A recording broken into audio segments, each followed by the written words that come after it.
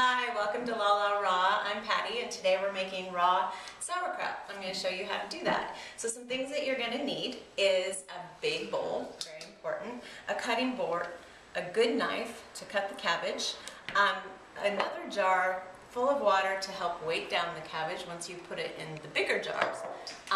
This is the jar I'm going to use. I'm actually making a big batch today. I'm using 3 heads of cabbage. One I've already grated in the food processor. But I took the brine from the last batch of sauerkraut that I made and just added it to this to kind of help speed up the fermentation process. You don't have to do that. It'll do it all on its own, but this just helps speed it up a little bit. So let's get started. We're going to take our cabbage and we're going to make sure you've washed it and it's nice and clean. Make sure there's no mold on the outer leaves. You want to remove these larger leaves, and we're going to kind of discard those and put them to the side because we're going to use them later. Lift that up.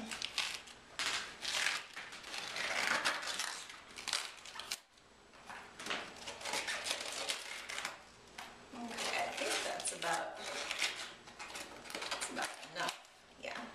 Okay, so we're going to take the cabbage and we're going to cut it in half.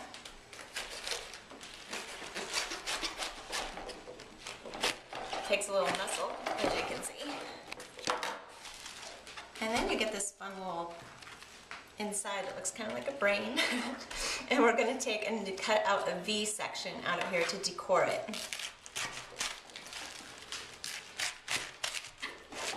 And remove that. Do the same thing here.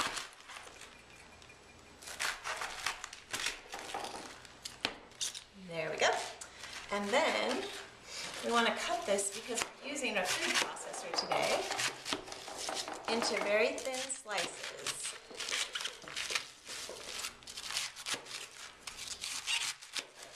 So that it will fit into the food processor. Now if you don't have a food processor, that's okay. You can use a mandolin, which is very inexpensive to buy at Ralph's or any supply store that carries stuff for your kitchen. I've also just cut it on a cutting board, so you don't really need any of these tools. You can just do it with a regular knife. So this is going to be kind of loud. So we're going to use the shredder blade.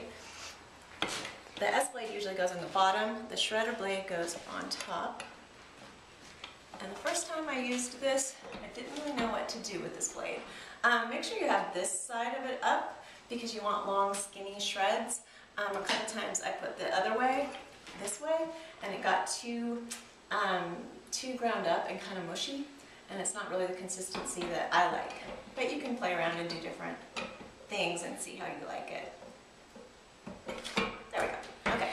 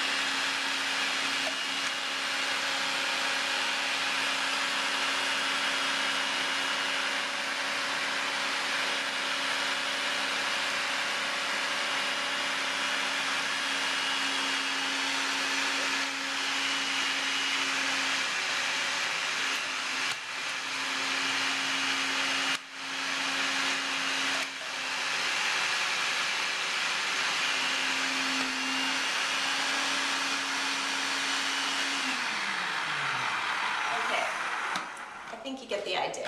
I'm not going to bore you and make you watch me shred this entire cabbage, but I'm just going to show you what we do next.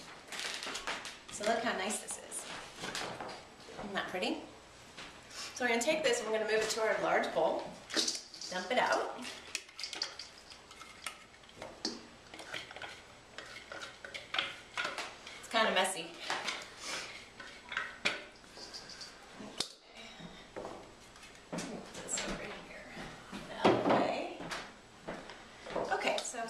Here we go. We've got our cabbage, and what we're going to add to it is some sea salt. Buy good quality sea salt. This is Himalayan sea salt. Himalayan. I'm saying it incorrectly. I love it. I use it for everything, and I get mine at Whole Foods, or you can get it at Amazon. It's really easy to get a hold of. We're going to use 2 tablespoons and put that in there. And then this is caraway seeds. I like the flavor of caraway seeds. You don't need to use these. You can put in some garlic, you can put in carrots, you can put red cabbage, daikon, just about any vegetable you can ferment. But I really like the flavor of this, so you can try it and see if you like. I buy it at Ralph's. It's the Spicely brand, but you can find it other places too. Dumping that in there. Now this is the fun part. We're going to get our hands in here and we're going to get into it and massage it. And make sure to get the salt distributed and the caraway seeds distributed all throughout the cabbage really well, and really squeeze it. And what happens is it'll start to release its own water, and it'll start the fermentation process. And wash your hands before you do this, of course. Another thing too to remember is your jars, you want to make sure that you clean them really well. I put scalding water on them before I use them because I just want to make sure they're well and disinfected.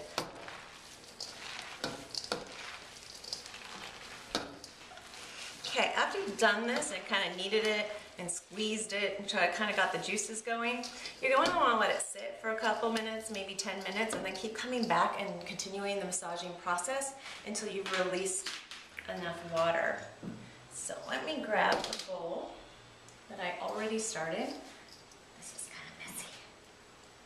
Very messy, actually. Switch them out. Now this has been going for about 45 minutes. And as you can see, there's a lot more water in here. See how juicy it is? This is ready to go into the jar. And sometimes if you don't have enough water, you can dissolve 2 teaspoons of salt in purified water and add that. This is so messy. Okay, so here's my big jar with the brine. I'm going to transfer this. I'm going to make more of a mess.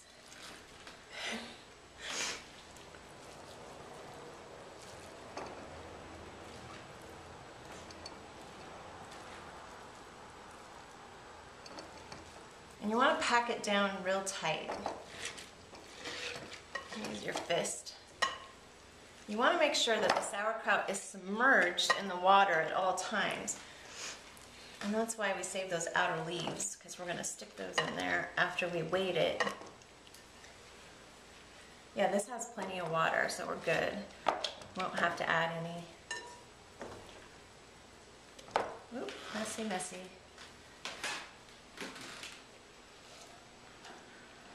Okay, let's get this out of the way. I'll show you. Okay. So now pack it down with your fist. Make sure all the sauerkraut is under the water. This is going to be so good. I'm so excited. My boyfriend won't touch this stuff. It scares him, but it's really good. Okay, so I'm going to put this little guy in there to help weight it down so it keeps the sauerkraut under the water.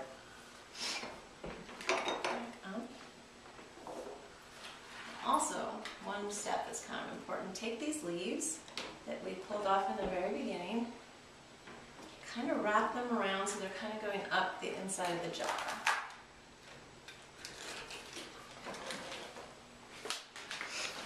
Now sometimes it'll get it'll look like mold or kind of slimy on top, and that's okay. It doesn't mean it's bad. You just take a spoon and remove that. Okay, so let's put this little guy back in there and weight it down. Now see all the liquid? You want it to stay like that.